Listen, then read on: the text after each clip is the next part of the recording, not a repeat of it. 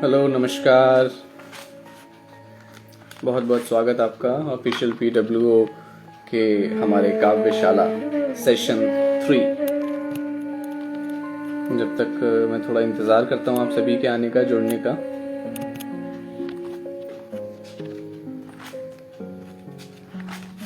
बहुत स्वागत है आपका। हम बात करेंगे आज बहर, गज़ल और कई सारे रचना लिखने के लिए छंद और बहुत ज़रूरी बातों पर, कुछ फाउंडेशन बेस से रिलेटेड बातें करेंगे। आप सबका इंतज़ार है। बस वक्त शुरू होने वाला है और ऑलमोस्ट स्टार्ट हो चुका है।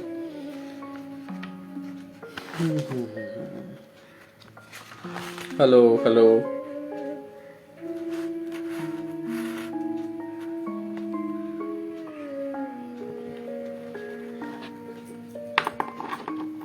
आप सब आ जाइए जल्दी जल्दी, फिर हम शुरू करें। Hello everyone. चलिए, कमेंट के ज़रिए सबसे पहले आप बताइए कि अभी तक हमने हिंदुस्तानी पोइट्री में जो भी चीज़ें सीखी, हमने अभी तक बहर की बात की, हमने अभी तक रुक्न की बात की थी, हमने अभी तक थोड़ी थोड़ी छोटी छोटी कई सारी चीज़ों पे, काफिया पे बात की, रदीफ पे बात की और कई सारी चीज़ें हमने की। तो उसके ज़रिए आपको अभी तक की लर्निंग कैसी लग रही है और कैसा महसूस हो रहा है। और पिछली दफ़ा हमने कुछ शब्दों के वज़न निकालने पर बात की थी, तो उस में भी आपको कैसा कैसा लगा, क्या क्या चीज़ें, उस बाबत आप बताइए। और बहुत अच्छा लगेगा आपसे ये सुनकर समझकर कि आपको कहाँ तक वो बात पहुँची है। ठीक है, आप बताइए। और सबसे पहले इससे पहले कि आप मुझे लाइव में रिक्वेस्ट भेज सकते हैं, और जो भी आपने अभी तक, खैर पता तो चला इसी बहाने वो कि वो भूले नहीं हैं। जी, आप अपनी रचनाएं भी भेज रहे हैं, भेजते रहिए। और सबसे पहले एक गज़ल से शुरू करता हूँ। एक मतला और कुछ शेर पढ़ता हूँ, मुलाहिज़ा फरमाइएगा। और इसके साथ साथ मैं आपको आज थोड़ा सा कंटेक्स्ट पे भी बात करेंगे हम। सबसे पहले अल्फाज दिल से विशाल वैद से कुछ जानते हैं, क्या बात साझा करना चाहते हैं हमारे साथ।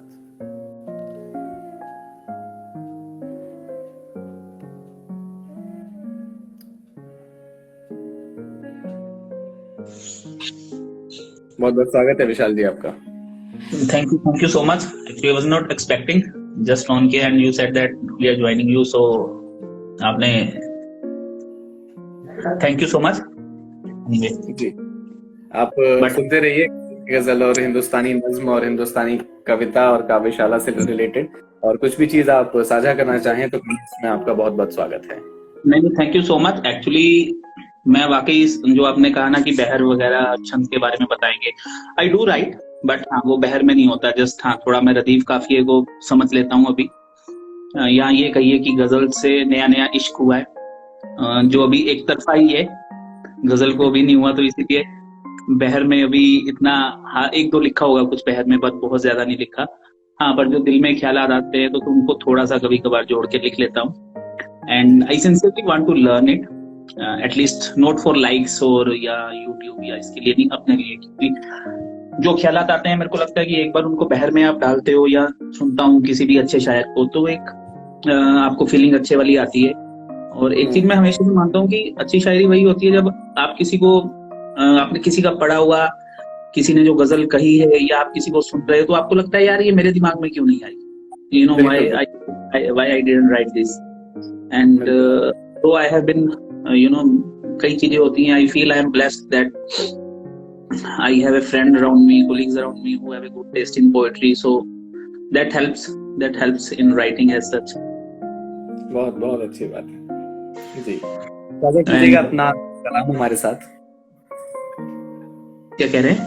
सॉरी जी, अपना लिखा हुआ हमारे साथ ऑफिशियल PWO के साथ साझा करें ताकि सब लोगों से। चलो मैं कुछ एक बताता हूँ कि ये वाला बल्ली को कल भेजा तेरे को, एक कुछ लिखा था पहले, ऐसे मैं याद कम रहता है। एक छोटा सा 2 लाइनें हैं, शेर तो नहीं कहूंगा क्योंकि बहर में नहीं है। बहर में लिखा था पर मैं बोल नहीं पाऊंगा उसको बहर में। एक तुमको जोड़कर अपने में मैं कई गुना हो जाता हूँ, एक तुमको जोड़कर अपने में मैं कई गुना हो जाता हूँ, तुम नजर आती हो यमुना सी, मैं ताजमहल हो जाता हूँ। क्या बात है। और since I like reading books, तो उसमें से ही कई बारी आपको ख्याल आते हैं कि किससे कहानियों पे एतबार करता है, हम्म, किससे कहानियों पे एतबार करता है, वो शख्स भी किताबों से प्यार करता है। क्या बात। वो जो मेरी बात सुनता ही नहीं कभी, वो जो मेरी बात सुनता ही नहीं कभी, मगर कहता है कि मेरी आवाज से प्यार करता है। कोई इतना भी तन्हा है जमाने की भीड़ में, कोई इतना भी तन्हा है जमाने की भीड़ में, अपनी दहलीज पे अपना ही इंतजार करता है। क्या बात है, बहुत खूब। जहर दे रहा है बता के दवा मुझको, जहर दे रहा है बता के दवा मुझको, सच जानता हूँ मगर दिल एतबार करता है। वो जो बचपन इसके छांव तले खेला करता था, वो जो बचपन इसकी छांव तले खेला करता था, एक बूढ़ा बरगद फिर बच्चों का इंतजार करता है। वाह, बिल्कुल अच्छा ख्याल, अच्छा ख्याल है। तो ठीक है, लिख लेता हूँ कभी कभार, so just I want to refine it. And मैं बोला ना कि अभी नया नया इश्क हुआ है गजल से, तो देखो वेयर इट गोस। और जी अच्छा लग रहा है मेरे को आपके पेज से जुड़ के, and I do follow it as such. जी और होपफुली सीखने को ही मिलेगा कुछ, क्योंकि आप, बिल्कुल। मानता हूँ कि आप जितना औरों को पढ़ते हो, औरों को सुनते हो, तो उतना आपके ख्यालों में रिफाइनमेंट आती है शायद। और जी जी बिल्कुल। दुनिया में वो कहते हैं ना कि दुनिया में हर किसी को सब कुछ नहीं पता, बट हर किसी को कुछ ना कुछ पता है। तो जी बिल्कुल। चलिए हमारे साथ जुड़ते रहिए, सुनिए, हम आगे बात करते हैं बैठ में। बहुत शुक्रिया, बहुत शुक्रिया। Thank you so much.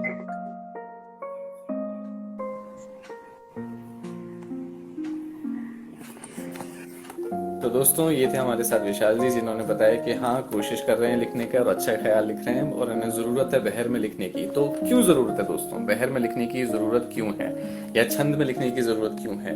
या बहुत से लोगों का भी मेरे पास भी कमेंट आ रहा है, या बताते हैं कि मुझे डर है कि कहीं इन टेक्निकलिटीज़ के चलते में मेरे ख्यालात ना मर जाएं। तो ऐसा नहीं होता है कि किसी ये चीज़ें आपको बंदिश नहीं बल्कि आपका सहारा बनती हैं। आप याद कीजिए, अगर कोई भी पुराना दोहा याद करने की कोशिश कीजिए जो बहुत सुप्रसिद्ध हुए, गुरु गोविंद दो खड़े काके लागे पाऊं, बलिहारी गुरु आपने गोविंद दियो बताए। तो आप इसमें जब देखेंगे तो महसूस करेंगे कि एक तरह की रवानी है, एक तरह की रिदम है। और वही रिदम आप महसूस करते हैं जब आपने अगर कोई रामचरितमानस पढ़ी है तो उसमें भी महसूस करते हैं, या कोई बड़ा और साहित्यिक को पढ़ा है तो आप उसमें भी महसूस करते हैं। तो वो चीज गाई क्यों जाती है? और अगर आज के जमाने में अगर हम बात करें तो बशीर बद्र के अगर कलाम आपने पुराने पढ़े हैं, राहत इंदौरी जी साहब के पढ़े हैं, दोनों के अपना काम पढ़ा है, और अभी वसीम बरेलवी साहब का पढ़िए, उन ये सब बड़े बड़े शुअरा जो हैं हमारे, मुनव्वर राना हैं, या जो भी हिंदी अदब में भी जो लिख रहे हैं, या फिर आप पुराना पढ़िए अदम गोंडवी साहब के पढ़िए, या जिनके भी गिरजा शरण अग्रवाल हैं, बाल स्वरूप राही हैं, इनके जो लिखा हुआ कलाम है, जो भी अच्छी अच्छी पोइट्रीज हैं। और सबसे सुप्रसिद्ध आपके, हम सबके बहुत चहेते हैं, कुमार विश्वास। तो डॉक्टर कुमार विश्वास का अगर आप नोटिस करेंगे, और उनकी जो सुप्रसिद्ध कविता है कि कोई दीवाना कहता है कोई पागल समझता है, मगर धरती की बेचैनी को बस बादल समझता है।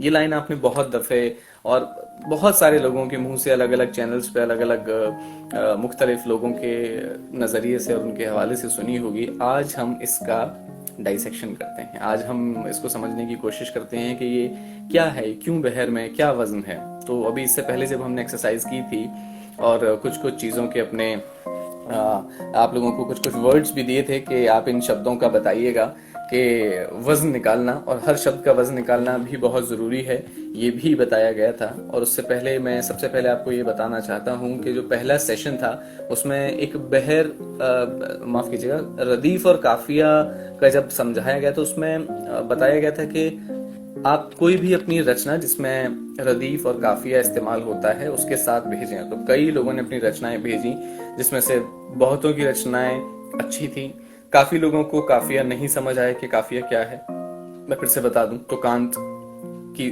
जो साउंड हमें देता है, जो सेम रिदम स्कीम है, जो सिलेबल्स का सेम साउंड है, और हमने बहुत सारी इस पर बहुत चर्चा की थी कि हरफ कवाफी क्या होता है, कि कौन से शब्द हैं, कि नज़र, शहर, बसर, असर, इन सब में क्या क्या काफिया है। तो आपने बताया भी था कि कहीं अर है, कहीं कुछ है। तो बहुत सारे लोगों ने अपनी अपनी रचनाएं भेजी, जिसमें से बहर, माफ कीजिएगा, काफिया और रदीफ के बेसिस पे अगर इन दोनों की समझ पकड़ते हुए अगर किसी की रचना जो उन सब रचनाओं में सबसे ठीक लगी तो उन जो, और वही हमारे पहले एपिसोड के विनर भी हैं, क्रिएटिव राइटिंग विनर भी हैं, और उनको पीडब्ल्यू अपनी तरफ से एक सरप्राइज गिफ्ट भी देता है।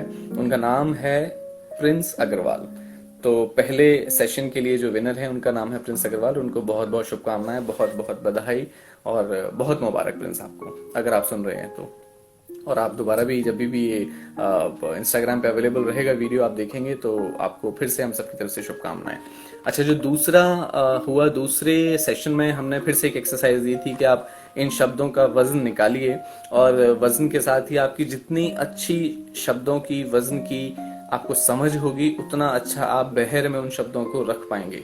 और क्यों रखना जरूरी है? ताकि गजल गाई जाती है, बाकी कोई भी रचना है वो रचना में एक लय हो, एक गीतात्मकता हो, एक रवानी हो, एक मुसलसल एक ख्याल बहने चाहिए, वो आसानी से गाई जा सके, तो वो जरूरी है। इसीलिए बहर में, छंद में लिखना बहुत आवश्यक है, और उसके लिए हमें शब्दों के वजन की पकड़ होना भी बहुत जरूरी है। तो उसकी भी एक्सरसाइज दी गई थी, और उस एक्सरसाइज में से काफी लोगों ने शब्दों के वजन निकाले, और मुझे बहुत हैरानी है कि उसके बावजूद भी कई सारे शब्दों के वजन गलत निकाले गए।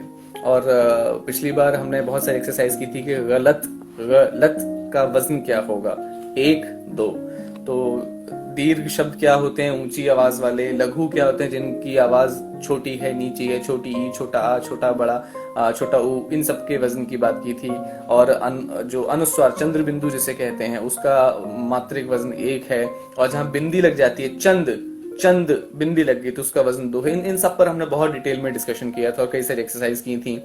उसके बाद फिर एक एक्सरसाइज दी गई थी, मगर मुझे बहुत अजीब लग रहा है कि मेघा जी ने आहिस्ता, एक शब्द है आहिस्ता, आप लोग जल्दी से टाइप करके बताइए कि आहिस्ता का वजन क्या होना चाहिए। बड़ा आ, हिस्ता, आहिस्ता।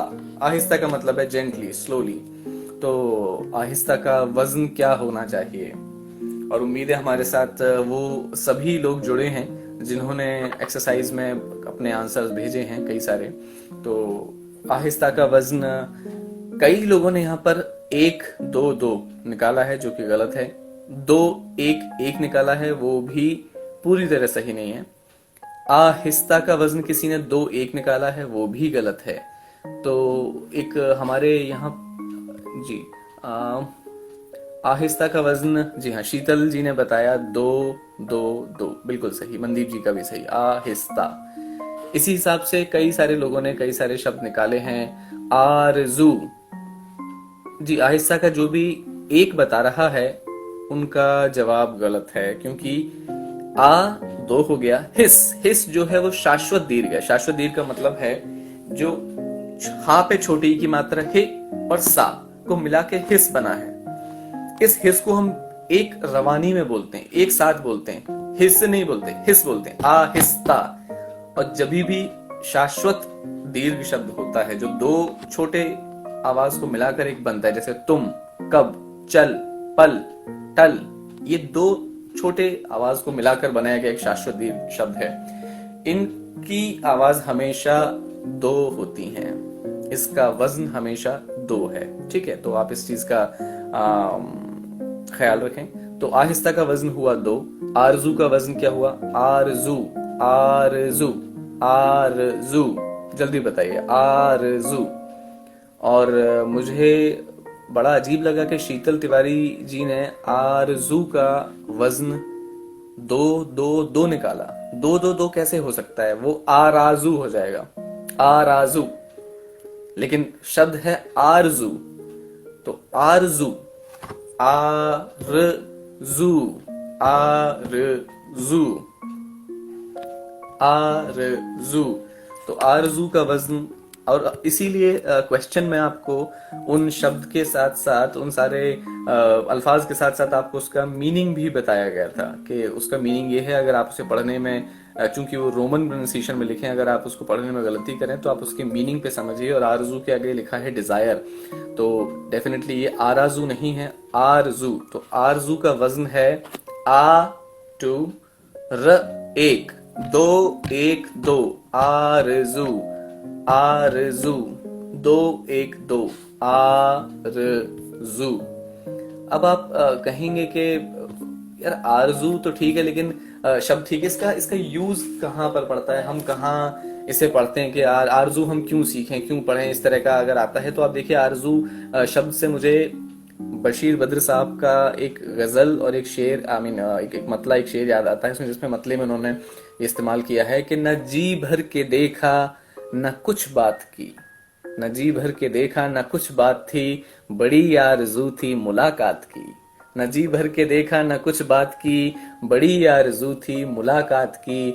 उजालों की परियां नहाने लगी, नदी गुनगुनाई ख्यालात की, नदी गुनगुनाई ख्यालात की। मैं चुप था तो चलती हवा रुक गई, मैं चुप था तो चलती हवा रुक गई।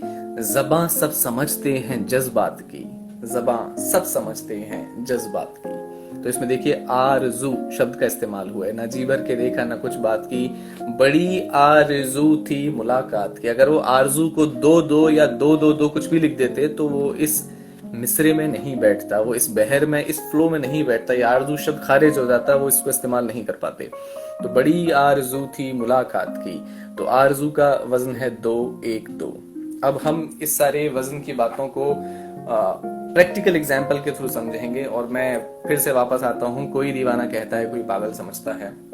इसमें कई सारी चीजें हैं, वैसे आप आगे जाके धीमे धीमे समझेंगे कि कोई दीवाना कहता है कोई पागल समझता है मैं कुछ शब्दों की मात्रा गिराई गई है, और मात्रा गिराना क्या होता है, एक्सेप्शंस क्या होता है, वो सब भी हम धीमे धीमे आगे बढ़ते हैं, पढ़ेंगे। मगर उससे पहले मैं आपको एक छोटी सी गजल सुनाता हूँ, और गजल सुनाने में एक मतलब बस दो शेर पढ़ूंगा और उसका आपको कंटेक्स्ट भी बताऊंगा कि हौसला फिर जगमगाया देर तक। ये मेरी एक गजल है और मेरा एक शेर है, और ये शेर लिखा था जब, पता नहीं मैंने इसका जिक्र आप लोगों के साथ किया या नहीं किया, लेकिन जब अभी 83 का वर्ल्ड कप जब जीती थी इंडिया, और उसमें हमारी हिंदुस्तान की टीम उतनी स्ट्रांग नहीं थी उस वक्त में, क्योंकि उस वक्त में इंग्लैंड और ऑस्ट्रेलिया बड़े बड़े शेर, बड़े बड़े तारे सितारे थे, और हमारी कोई बिसात नहीं थी, ऐसा लोग समझते थे, और हम जीते। तो उस पर मैंने एक शेर कहा था, उसको उस भावना को, उस जज्बात को गजल बनाया कि हौसला फिर जगमगाया देर तक, जलती रातों को बुझाया देर तक, थक के तारे उस फलक के सो गए, थक के तारे उस फलक के सो गए, जुगनू एक था टिमटिमाया देर तक, जुगनू एक था टिमटिमाया देर तक। बज़्म में था सामने पर था नहीं, बज़्म में था सामने पर था नहीं, झगड़े का रिश्ता निभाया देर तक। महफिलों में सब तमाशे हो गए, महफिलों में सब तमाशे हो गए, नाम बस उसका छुपाया देर तक। हौसला फिर जगमगाया देर तक, हौसला फिर जग। बहुत शुक्रिया, बहुत शुक्रिया मुझे ये गजल पढ़ने देने के लिए। और इसका वजन है दो एक दो दो, दो एक दो दो, दो एक दो। और अगर ये कहाँ से कैसे क्या आया, हम इस पर भी धीमे धीमे आगे बढ़ेंगे। और मैं फिर से उसी मिसाल पे लौटना चाहता हूँ कि पिछली दफा जो मिसाल दी थी कि भाई छंद में लिखना, बहर में लिखना और करेक्ट तरीके से लिखना इज एग्जैक्टली लाइक कि रोटी को प्रॉपरली गोल बनाना और उसे फूली बनाना और सुंदर स्वरूप देना, ताकि वो सही मायनों में रोटी कहलाई जा सके। लेकिन किसी भी शेर का, किसी भी गजल का, किसी भी रचना का जो एसेंस है सबसे पहला, वो है उसके मानी, उसका मफहूम, उसका अर्थ। यानी जैसे रोटी में स्वाद, उसकी खुशबू, चाहे कितनी भी सुंदर रोटी हो, चाहे कितनी भी बढ़िया गोल फूली, एकदम सारे किनारे एकदम अच्छे से सिके हुए हो, लेकिन अगर उसका आटा ही बासी हो और अगर उसका स्वाद बेस्वाद हो तो आपको बिल्कुल पसंद नहीं आएगी। तो आटा बेस्वाद ही और बासा का मतलब है कि वही घिसा पिटा पुराना, अगर आप फिर से वही विचार, वही बात कहेंगे बार बार जो हर कोई कह चुका है, तो आपके शेर में, आपकी गजल में, आपकी कविता में, आपके दोहे में, रचना में, चौपाई में, आपकी मरसिया, मसनवी, कसीदा, आप कुछ भी लिखिए, बहुत सारी फॉर्म्स हैं राइटिंग की, आप कोई भी राइटिंग की फॉर्म पकड़िए, कुछ भी लिखिए, उन सब में वो नयापन नहीं आएगा। और अगर वो नयापन चाहिए तो आपको आपके आटे में इनोवेशन करनी पड़ेगी, मतलब आपको अपने जज्बात, आपको अपने एक्सपीरियंसेस और बात को कहने का लहजा। और जैसे कि गालिब का शेर है कि दुनिया में है सुखनवर बहुत अच्छे, मगर गालिब का है अंदाज़े बयां और।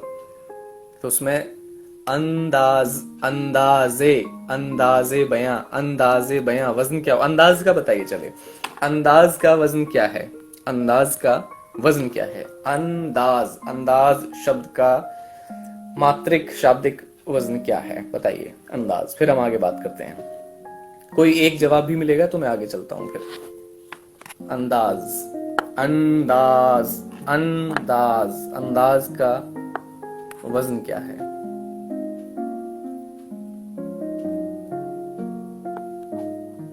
उंगलियों को थोड़ा सा कष्ट दीजिए और जहन पे जोर डालिए और आवाज को सुनिए। आवाज को सुनकर ही आप बता सकते हैं कि किसी शब्द का वजन क्या होगा, उस शब्द को हम कैसे इस्तेमाल करेंगे। हर शब्द, हर लफ्ज अपने साथ एक पूरी हिस्ट्री लेकर चलता है और उसको कहाँ कैसे इस्तेमाल करना है वो एक शायर को, एक पोइट को, एक लेखक को अच्छे से पता होना चाहिए। मनदीप जी ने कहा 2 2 1, बिल्कुल सही। अंदाज और एहसास का क्या होगा? एहसास का 2 2 1, 2 2 1 एहसास का भी।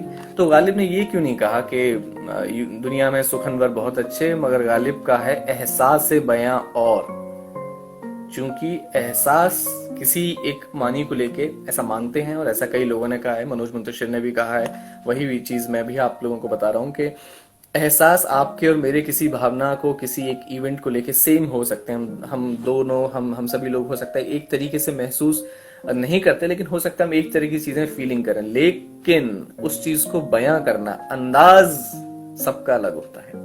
सेम चीज हम परसीव एक तरीके से कर सकते हैं, लेकिन उसको एक्सप्रेस हम अपने तरीके से करते हैं। तो गालिब का है अंदाजे बयां और, मतलब आपको अपना अंदाज, मतलब आपको अपने वो रोटी के आटे में इनोवेशन, वो अच्छी बेस्ट क्वालिटी वो आपको रखनी है ताकि आपका अंदाजे बयां यूनिक बने। वही एक इम्पॉर्टेंट बात है और ये दोनों चीजों का साज है। और इस चीज में कहना चाहिए कि एक बैलेंस है जो हमको बनाना है, एक बहुत अच्छे से एक तवाजुन जिसे कहते हैं, तवाजुन हमें बनाना चाहिए। और क्यों जरूरी है, एक नज्म है मेरी के नज्म एक ट्रेन है, दरीचे में शामिल है किताब में, और शायद सेकंड या थर्ड लास्ट नज्म है किताब की, कि नज्म एक ट्रेन है जो दौड़ती है एहसास और अल्फाज की पटरी पर। तो जो दौड़ती है एहसास और अल्फाज की पटरी पे, एहसास आपके जज्बात हैं और अल्फाज मतलब आपके शब्द की रचना, आपका क्राफ्ट। तो आज हम इस सेशन में क्राफ्ट पे बात कर रहे हैं। ये इतना लंबा जो था वो क्राफ्ट के लिए ही था, और बहुत सारे क्राफ्ट में बीच बीच में अच्छे अच्छे शायर और ऐसे ऐसे शायर की चीज़ें मैं पढ़ना पसंद करूँगा जो आपको इतनी आसानी से नहीं मिलेंगी, और शायद आपको नहीं पता होगा कि वो ये चीज़ें भी लिखते हैं। जैसे कि पिछली बार हमने कबीर की शेर और कबीर की गज़ल बताई थी। हमारे साथ कोई दोस्त हैं जो कुछ कहना चाहते हैं, हम छोटा छोटा थोड़ा सा वक्त बस जल्दी से देंगे और सुनने की कोशिश करेंगे क्या कह रहे हैं, बस थोड़ा सा वक्त, फिर उसके बाद हम आगे वज़न पे चलेंगे।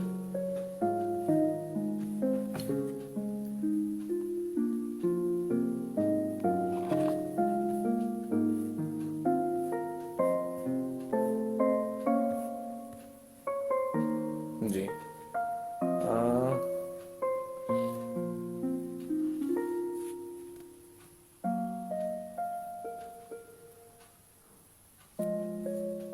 ओके, इनवाइटेड, ठीक है, देखते हैं। चलिए आज हम बात करते हैं बहर पर, और आज हम बात करते हैं रुकन पर। तो जब आपने कई सारे शब्द को उनका वजन निकालना सीख लिया, तो कई सारे शायर, कई सारे जितने भी आपको लिखना है, वजन में लिखना है, जितने भी आपको बहर में लिखना है, उसके लिए हर शब्द का वजन पता होना बहुत जरूरी है। अब वजन क्या चीज है और वजन कैसे निकालते हैं? तो देखिए, जैसे हमने बताया कि उर्दू शायरी में, हिंदी शायरी में, हिंदी उर्दू में या हिंदुस्तानी पोइट्री में 2 तरह के साउंड्स हैं, एक छोटी साउंड, एक बड़ी साउंड। और छोटी साउंड को हम डिनोट करते हैं 1 से, बड़ी साउंड को हम डिनोट करते हैं 2 से। अब जो छोटी साउंड है उसको हम कहते हैं लघु, और जो बड़ी साउंड है उसको हम कहते हैं दीर्घ। और इसी चीज को उर्दू में भी कहा जाता है, गाफ और लाम से उसको इंट्रोड्यूस किया जाता है। तो अब ये दो साउंड हैं, तो एक आज से 1200 साल पहले, 1200 साल पहले, 8वीं शताब्दी में, तकरीबन 8वीं 9वीं 7वीं 8वीं शताब्दी के बीच की बात, तब एक जनाब हुए, एक इंसान हुए जिनका नाम था खलील बिन अहमद। और ये जो खलील बिन अहमद थे ये अरबिक थे। इन्होंने, ये मौसीकीकार मतलब म्यूजिशियन भी थे और म्यूजिक की अच्छी नॉलेज थी और मैथमेटिक्स की इनको बहुत अच्छी नॉलेज थी। तो इन्होंने देखा कि जो म्यूजिक है वो एक रिदम फॉलो करता है, मैथ्स की एक रिदम फॉलो करता है। तो इन्होंने हमारी सबकी सबसे पुरानी भाषा संस्कृत उठाई और संस्कृत का पिंगल शास्त्र पढ़ा। और पिंगल शास्त्र में भी जो सारी रचनाएं, पुराना कुछ भी कालिदास की रचनाएं उठा के देखिए, जो भी आप संस्कृत की पुरानी रचनाएं देखिए, सब छंद में है, श्लोक सब मात्रा के गणना में है। तो जब जो हमारा पिंगल शास्त्र है संस्कृत का और छंद शास्त्र है हिंदी का, वो 2000 साल पुराना है। उन्होंने उसको पढ़ा, उसको समझा, और फिर उर्दू हिंदुस्तानी शायरी में उन्होंने ये नोटिस किया कि हर आवाज एक पैटर्न फॉलो करता है। उन्होंने उस पैटर्न को नोट डाउन किया। इस तरह उन्होंने क्या बनाया, पैटर्न बनाए, जैसे एक छोटी आवाज जैसे माइनर स्केल म्यूजिक में, और एक बड़ी आवाज यानी मेजर, और जिसको हम पहले ही बता चुके हैं, लघु, दीर्घ और माइनर मेजर से। तो 1 और 2 के अगर आप मान के चलिए आपके पास कुछ सिक्के हैं, तो आप उसके कई सारे परम्यूटेशन बना सकते हैं, ठीक है। जैसे, और अगर हमको ये परम्यूटेशन 1 2 2 1 1 1 2 2 1 2 बहुत सारे हम बना सकते हैं। उन्होंने एक स्टडी करने के बाद देखा कि किस कॉम्बिनेशन में आवाज एक मधुर लय के साथ आती है, और इस तरह उन्होंने एक बेसिक 8 स्ट्रक्चर्स बनाए। अब इनके बहुत सारे नाम हैं, इनको हम, अब जो स्ट्रक्चर्स बने उनको हम कहते हैं रुकन। रुकन का मतलब है गण, गण का मतलब है कई मात्रिक शब्दों को मिलाकर बनाया गया एक ग्रुप ऑफ सिलेबल, और उस ग्रुप ऑफ सिलेबल से हमने कई सारे आगे आगे चलते चलते हमने कई सारे स्केल्स बनाए। Scale, I am saying scales, ध्यान से सुनिए। और उस स्केल को हमने फिर बहर कहा। अब वो कैसे कैसे बना, कैसे कैसे उसका स्केल बना, देखिए, एक स्केल है हमारा। अब हम बहुत सारे स्केल और उन बहरों की तरफ चलेंगे और उसमें बहुत सारे नाम आएंगे, और मैं नहीं चाहता कि आप किसी भी उससे कंफ्यूज करें। तो आप 1 2 2 एग्जाम्पल 1 2 2, इसको, इससे कोई शब्द बताइए 1 2 2, जैसे नजारा, नजारा, हमारा, ठीक है। इस तरह का जो शब्द होगा उसका वजन क्या है, 1 2 2। तो एक ग्रुप पकड़ा उन्होंने 1 2 2, ऐसे दूसरा ग्रुप पकड़ा 2 1 2, फिर 1 2 1 2, कॉम्बिनेशंस बनाए, बहुत सारे परम्यूटेशंस, कॉम्बिनेशंस बनाए। उसके बाद कई सारी रचनाएं निकल के आई, कई सारी बहरें निकल के आई, और वो तकरीबन 15 बहरें थी शुरू की। उन 15 बहरों से बहुत सारी गजल, मरसिया, बहुत सारी चीजें, जितनी भी सिन्फ हैं शायरी की, वो सब उन सारी स्केल्स में कहे गए। वो फिर धीमे धीमे आगे जब बड़े ईरान हुए तो फिर 4, और उसमें इसको कहते हैं, इस पूरे नॉलेज को जिस तरीके के संस्कृत में है पिंगल शास्त्र, हिंदी में है छंद शास्त्र, हिंदुस्तानी शायरी में, हिंदी उर्दू शायरी में इसको कहते हैं अरूज, और इसकी स्टडी करने वालों को कहते हैं अरूजी।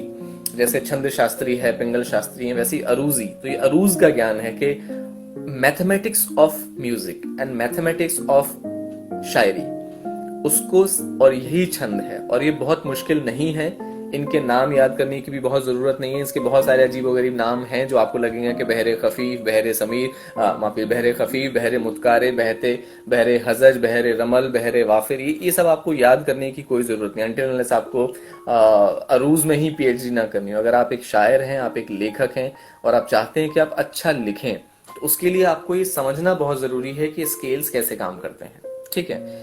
और इसी के साथ में अब हम चलते हैं, जब आपको एक, मैंने सबसे पहले अभी बशीर बद्री का एक शेर सुनाया था जिसमें एक शब्द आया था, जिसका एग्जाम्पल दिया था आरजू, बड़ी आरजू थी मुलाकात की। तो ये गाना भी है, आपने सुना होगा, न जी भर के देखा न कुछ बात की, तो ये गाना है और ये गजल से ही लिया गया है। और आइए अब हम इसका एनालिसिस करते हैं। अच्छा, जब भी हम किसी गजल में किसी मिसरे को, जो ऊपर होता है मिसरा ऊला, नीचे मिसरा सानी, किसी भी मिसरे को हम जब तोड़ते हैं उसके वजन के मुताबिक, उसको कहते हैं तख्ती। तख्ती तख्तीय। तो तख्तीय करने का मतलब है कि उसको, उसके वजन को मापना। मतलब अगर हमारा कोई मिसरा है उसमें ये समझना कि इसका क्या वजन हो सकता है। ठीक है, और पहले समझते हैं फिर हम एक्सरसाइज पे आएंगे। जहां भी मुश्किल हो कमेंट बॉक्स में जरूर लिखिए, ताकि मुझ तक आपकी मुश्किल, आपकी बात, आपके सवालात मुझ तक पहुंचे और मैं उनका जवाब दे सकूं। अब आप अपने पास कहीं पेन पेंसिल कॉपी निकालिए और जल्दी से इस चीज का बताइए। न का वजन है 1, जी का वजन है 2, भर का वजन है 2। तो हर शब्द का जब हम वजन निकालेंगे तो क्या निकलेगा? न जी भर के देखा न कुछ बात की, बड़ी आरज़ू थी मुलाकात की। अब देखिए, न जी भर के देखा न कुछ बात की, एक रिदम फॉलो हो रही है। बड़ी आरज़ू थी मुलाकात की। न 1, जी 2, भर 2, के 1, दे, न जी भर के दे 2, खा 2, न 1, कुछ 2, बा 1, करेक्शन, बा 2, बात 2 1, बात 2 1, की 2। तो जब आप इसको लिखेंगे तो आप पाएंगे कि क्या निकल कर आया। एक बार कमेंट बॉक्स में आप चाहें तो टाइप कीजिए कि ना जी भर 1 2 2, के देखा 1 2 2, ना कुछ बात, ना कुछ बात 1 2 2 1, की 2। तो आप पाएंगे कि पहली लाइन का जो वजन है पूरा वो है 1 2 2, 1 2 2, 1 2 2, 1 2। मतलब 1 2 2 1 2 2 1 2 2 1 2। मतलब 1 मतलब लघु, 2 मतलब दीर्घ। तो लघु दीर्घ दीर्घ लघु दीर्घ दीर्घ लघु दीर्घ दीर्घ लघु दीर्घ दीर्घ, माफ कीजिए लास्ट में लघु दीर्घ एक ही है। तो ये बात हमें समझ में आई। लेकिन इससे क्या फायदा? जब हम दूसरी लाइन का एनालिसिस करेंगे, बड़ी आरज़ू थी मुलाकात की, बड़ी 1 2। अभी मैंने आरज़ू का वजन पूछा था, देखिए यहां काम देगा। बड़ी आरज़ू 1 2 2, र 1 2 थी 2, मुलाकात 1 2 2 1, की 2। ये तो सेम निकल कर आ रहा है। मतलब पहली जो लाइन है मिसराए उला, उसका वजन भी वही, मिसराए सानी का वजन भी यही। एक शेर की 2 लाइन और दोनों का वजन 1। और यही चीज हर शेर के हर मिसरे के साथ है। मैं चुप था तो चलती हवा रुक गई, मैं चुप था तो चलती हवा रुक गई, मैं चुप था तो चलती हवा रुक गई, ज़बां सब समझते हैं जज्बात की। अब इसका वजन निकालिए। देखिए, बिना बहर की समझ के आप कुछ भी कहेंगे। और इस चीज में सबसे इंपॉर्टेंट है आपका तलफ़ुज़, आपका प्रोनाउंसिएशन, आपका उच्चारण। अगर आपका उच्चारण सही है तो आप हर गजल की बहर और उसके मापनी, उसके वजन पर बिल्कुल खरे उतरेंगे। और फिर उसके बाद आप अपने आप ही अपने ख्यालों को अपनी खुद से उस बहर में डाल सकते हैं और उसके बाद आप उसे गा सकते हैं। मैं आपको इस चीज की मिसाल दूंगा। और अपनी बहुत सारी गजल जिनको हम पढ़ते हैं और वो चूंकि एक स्केल पे लिखी हैं, प्रॉपर बहर पे लिखी हैं, तो उन्हें कभी भी कोई भी म्यूजिशियन गा सकता है और हम भी उसमें किसी भी धुन पर उनको बिठा सकते हैं। ठीक है, और इसके विद एग्जाम्पल हम बात करेंगे। मैं चुप था तो चलती हवा रुक गई, ज़बां सब समझते हैं जज्बात की। मैं चुप था, यहां पर मैं की मात्रा गिराई गई। इसका रूल हम पढ़ेंगे कि कब मात्रा गिराते हैं। मैं बड़े की मात्रा, लेकिन यहां पर मैं को धीमा बोला गया है और उसकी मात्रा को 1 रखा गया है। मैं 1, चुप 2, क्योंकि आप समझ गए चुप की मात्रा 2, था का वजन 2। मैं चुप था तो चल ती हवा रुक गई। तो आप देखेंगे कि 1 2 2 आप इशारों से मेरे समझ रहे हैं। अब चूंकि इंस्टाग्राम पे ये पॉसिबल नहीं है कि मैं आपको अपनी स्क्रीन शेयर करके इस बोर्ड पे ड्रॉ करके दिखाऊं, सब कुछ उल्टा दिखेगा, वो शायद जूम कॉल या किसी और पे पॉसिबल होता। बहरहाल इट्स ओपन टू एवरीवन, तो आप समझिए कि मैं चुप था तो चलती हवा रुक गई, उसका वजन है 1 2 2 1 2 2 1 2 2 1 2। ज़बां सब समझते हैं जज्बात की, आप इसका वजन निकालेंगे तो ज़बां ज़बां 1 2 सब 2 समझते समझते समझते समझते, समझते का वजन 1 2 2 है। जज्बात की, है का वजन 1 रखा है यहाँ पे, जज का 2 बा का 2 त, ज़बां सब समझते हैं जज्बात की। इसका मतलब जो गजल है उस गजल में हर मिसरा एक वजन में होगा। और आप कोई भी उठा के देख लीजिए, कोई दीवाना कहता है कोई पागल समझता है, मगर धरती की बेचैनी को बस बादल समझता है। इसमें एक रवानी है, इसमें एक मुसलसल एक लाइन चल रही है, और इसकी वही बहर है जो पहले दिन मैंने मिर्जा गालिब की गजल का शेर पढ़ा था कि हजारों ख्वाहिशें ऐसी कि हर ख्वाहिश पे दम निकले, बहुत निकले मेरे अरमां लेकिन फिर भी कम निकले। इन दोनों गजल का जो बहर है वो है, अब आप कंफ्यूज मत होइएगा, बहरे हजज 1 2 2 2 1 2 2 2 1 2 2 2 और 1 2 2 2, मतलब एक छोटा साउंड और दो बड़े, करेक्शन 3 बड़े साउंड, एक छोटा साउंड 3 बड़े साउंड, तो 1 2 2 2 का जो एक ग्रुप बना उसको हम कहते हैं रुक्न। और बहुवचन जब मतलब कई सारे रुकन, उसको हम कहते हैं अरकान, और इस पूरी स्टडी को हम कहते हैं अरूज।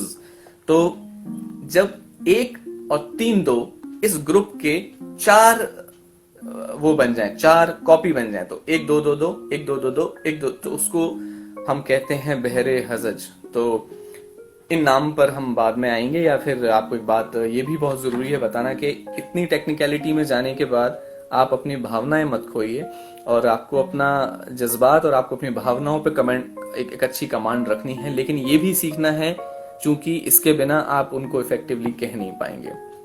तो अब देखिए, अगर आपने गजल सुनी है जो कि जगजीत सिंह की आवाज में थी कि हजारों ख्वाहिशें ऐसी कि हर ख्वाहिश पे दम निकले, बहुत निकले मेरे अरमां लेकिन फिर भी कम निकले, इसका जो धुन है वो है हजारों ख्वाहिशें ऐसी कि हर ख्वाहिश पे दम निकले।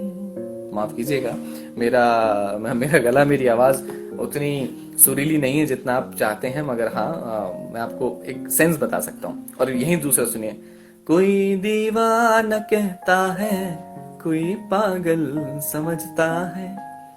अब दोनों शब्दों का, दोनों गजल के दोनों शब्दों को सेम वजन पे बिठाए तो हम उनकी धुन को एक्सचेंज कर सकते हैं, और अगर एक्सचेंज हो रही है तो तभी ये पॉसिबल है। ठीक है, अब हम हजारों ख्वाहिशें ऐसी जो जगजीत सिंह ने गाया, उसको अगर कुमार शास की ट्यून पे रखेंगे तो बिल्कुल फिट बैठेगा। कैसे?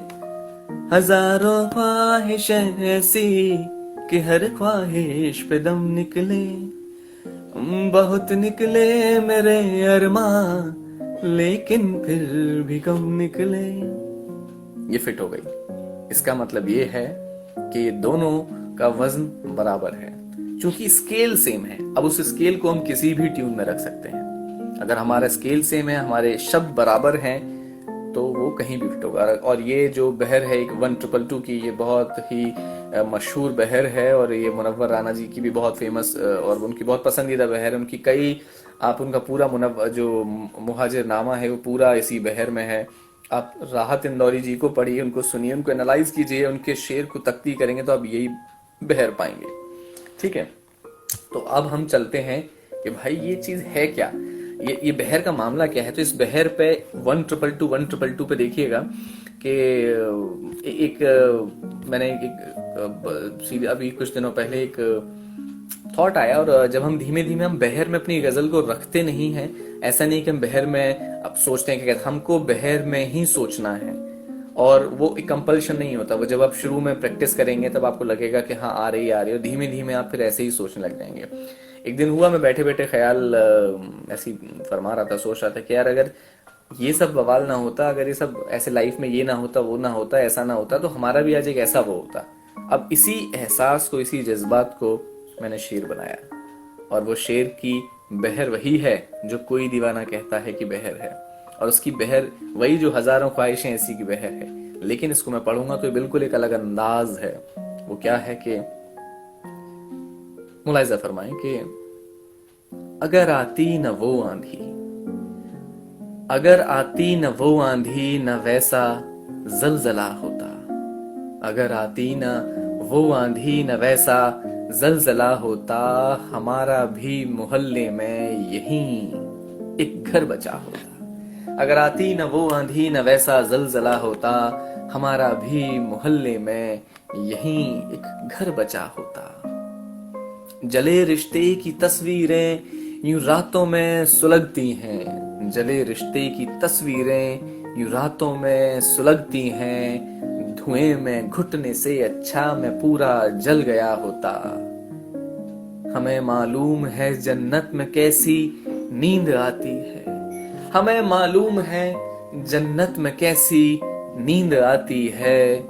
कई रातों में सोचा है, कई रातों में सोचा है, हमें मालूम है जन्नत में कैसी नींद आती है। कई रातों में सोचा है मैं फिर से मर गया होता। कई रातों में सोचा है मैं फिर से मर गया होता। अगर आती ना वो आंधी, न वैसा जलजला होता।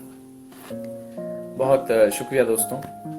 तो ये जो आपने कलाम सुना, ये जो आपने शेर सुना, ये उसी बहर में है। लेकिन जब मैं इसकी रचना कर, जब सोचते हैं तो हम बिल्कुल उसी बहर में सोचते हैं कि अगर आती न वो आंधी, न वैसा जलजला होता, हमारा भी मोहल्ले में यहीं एक घर बचा होता। जले रिश्ते की तस्वीरें यूं रातों में सुलगती हैं, धुएं में घुटने से अच्छा मैं पूरा जल गया होता। न कोई रब्त बाकी था, न कोई दोस्ती बाकी, न कोई रब्त बाकी था, न कोई दोस्ती बाकी। अदावत तक न जाहिर की, मैं आखिर क्यों रुका होता। अदावत तक न जाहिर की, मैं आखिर क्यों रुका होता। दोबारा नींव रखने में बड़ी मेहनत मशक्कत है, सलीके वाला एक घर काश हमको भी मिला होता। तो ये उसी बहर में है, तो ये कहना इसीलिए जरूरी है। अब इसको आप चाहें तो कोई दीवाना की ट्यून पर रख लीजिए कि अगर आती न वो आंधी, न वैसा जलजला होता, बन गई। आप इसको चाहें तो जगजीत सिंह की आवाज पे रख लीजिए, अगर आती न वो आंधी, न वैसा जलजला होता। उस धुन पे भी बैठेगा, चूंकि आपके शब्द, आपके एक एक मात्रा बिल्कुल उस स्केल पे है, बिल्कुल उस बहर में है, इसीलिए आप इसको गुनगुना सकते हैं, गा सकते हैं। तो ये बहुत जरूरी है समझना, और ये मुझे इस चीज की मिसाल आपको देके बतानी थी, और वो मिसाल जो मैंने खुद जी है, वो चीज जो मैंने खुद लिख कर जी है, मैं उस चीज को ज्यादा बेहतर मायने में आपके साथ साझा कर सकता हूँ। अब हम आते हैं, अब बहुत सारी चीजें इसमें हैं टेक्निकल, चूंकि पूरा एक बहर का बहुत लंबा कोर्स होता है अरूज का, और मुझे एक दो सेशंस में ये बात आपको समझानी है, तो बस मैं आपको शॉर्ट में बताऊंगा, और उसमें मैं आपको ज्यादा टेक्निकलिटी में नहीं ले जाना चाहता कि एक दो दो। अब एक दो दो को क्या कहेंगे? नजारा कहेंगे, मलाला कहेंगे, हलाला कहेंगे, या फिर उसको हम ललाला भी कह सकते हैं। तो आप इसको ललाला कह लें, हलाला कह लें, कुछ भी कह लें। इसको उर्दू में फ़ईलुन कहते हैं, फ़ईलुन। तो फ़ईलुन का मतलब फ़ा मतलब एक, ई मतलब दो, लुन मतलब दो। तो फ़ईलुन फ़ईलुन फ़ईलुन फ़ईलुन, इसको बहर मुतकारिब, समल, मुसम्मल और बहुत सारी चीजें हैं। वो मैं पूरा इस पे आपको 1 साल का कोर्स पढ़ा सकता हूँ, लेकिन उतनी एक शायर को और एक कवि को जरूरत नहीं है, यकीन मानिए, उतना आपको जरूरत भी नहीं। आपको शौक है तो आप बिल्कुल पढ़ सकते हैं, और मैं कोशिश करूंगा कि सेशन के अंत में, आगे आने वाले कुछ सेशन के अंत में, आपको सारे नोट्स कहीं अपलोड कर दूं, और आप उस चीज को पढ़ पाएं, समझ पाएं, साझा कर पाएं, एक दूसरे के साथ उस चीज की प्रैक्टिस कर पाएं। मैं पूरी कोशिश करूंगा, लेकिन मैं उतनी ही टेक्निकलिटी और उतनी ही गणित में जाऊंगा कि जब तक आपका शायर, आपके अंदर का कवि जिंदा रहे। अगर आपके कवि को चोट लगेगी तो मैं वहां से पीछे हटने की कोशिश करूंगा। बहुत सारी टेक्निकलिटी हैं जो मुझे अच्छे से पता है और इसमें कोई भी मुश्किल नहीं है, वो आपको भी पढ़ सकते हैं, आपको भी पता कर सकते हैं और बिना प्रैक्टिस के वो नहीं आएंगी। लेकिन मैं अब आना चाहता हूँ प्रैक्टिस पे, वर्कशॉप पे। तो देखिए, हम पहले स्केल से शुरू करते हैं और आप धीमे धीमे समझ जाएंगे कि कहाँ मात्रा गिरानी है, कहाँ इस चीज़ का इजाफा करना है। बहुत सारी जो रूल्स आएंगे मैं धीमे धीमे सब आपको बता सकता हूँ, ठीक है। बजाय इसके मैं पूरा थियोरेटिकल रखूं, बीच बीच में हम प्रैक्टिस करते रहेंगे। तो सबसे पहले जो शुरू करते हैं उसका आप स्केल लिख लीजिए और मैं कोशिश करता हूं मैं यहाँ टाइप कर दूं, ठीक है। उसका स्केल है 1 2 2 1 2 2 1 2 2 और 1 2 2। देखिए, आप एक देख पा रहे होंगे, एक स्केल है 1 2 2 1 2 2 1 2 2 1 2 2। और अब हम थोड़ा सा दीवानापन करेंगे और वो दीवानापन एक कवि के लिए, एक राइटर के लिए, एक शायर के लिए बहुत जरूरी है और बिना उसके तो कुछ हो ही नहीं सकता है। अब इस स्केल पे लिखना है, ठीक है। 1 2 2 1 2 2 1 2 2 1 2 2। आपने ये कहाँ सुना है? आप इस स्केल को याद किया, आपने कहाँ सुना है? अब हम आते हैं कुछ ऐसे एग्जाम्पल्स पर जहां से आपको ये चीज बिल्कुल अच्छे से क्लियर हो जाए और आपको बिल्कुल कोई कंफ्यूजन ना हो। ये जो अब मैंने अभी स्केल जो टाइप किया, इस बहर का नाम है बहरे मुतकारिब मुसम्मन सालिम।